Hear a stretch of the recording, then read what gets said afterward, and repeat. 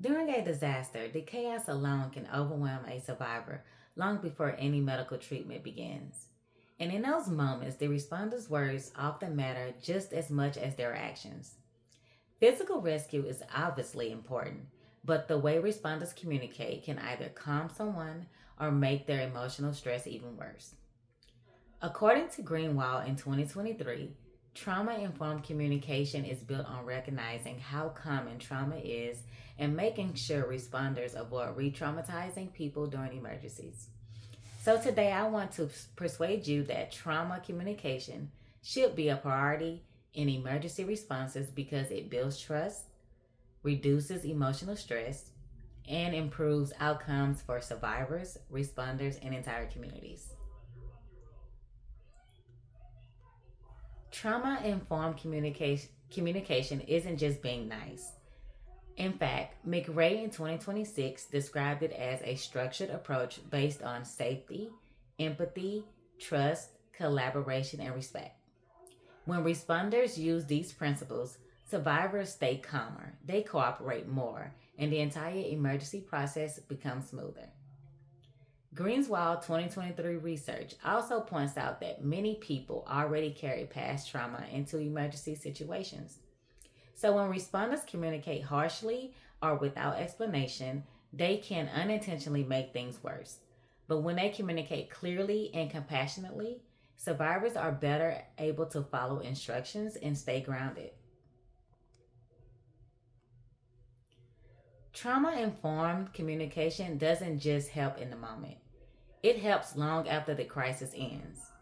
A systematic review by Ashworth in 2023 found that trauma informed communication increases trust, lowers anxiety, and improves collaboration between patients and healthcare professionals. Think about a survivor of a serious car accident. If a responder calmly explains what's happening, listens respectfully, and reassures them that the person is far less likely to panic.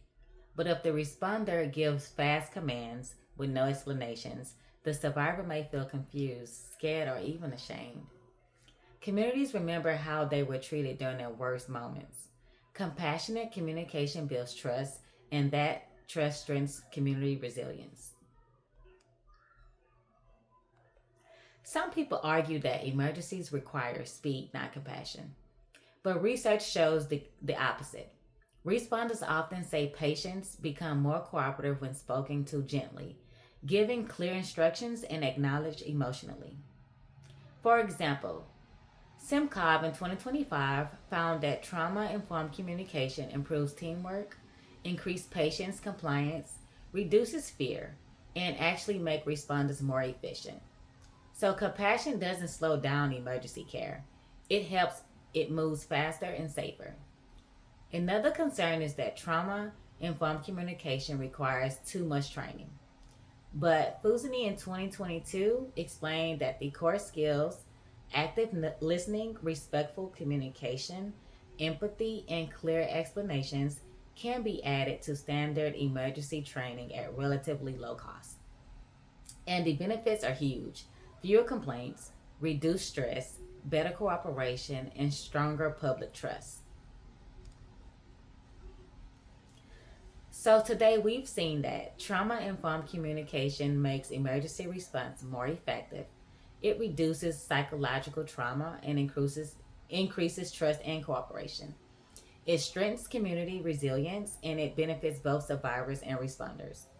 Crisis responders save lives every day, but the way they communicate can also protect a survivor's mental health. Words spoken during the most terrifying moment of someone's life can stay with them forever. Soft speech, respectful behavior, and empathy aren't just extras. They're the beginning of healing. And that's why trauma informed communication should be a priority in every emergency response.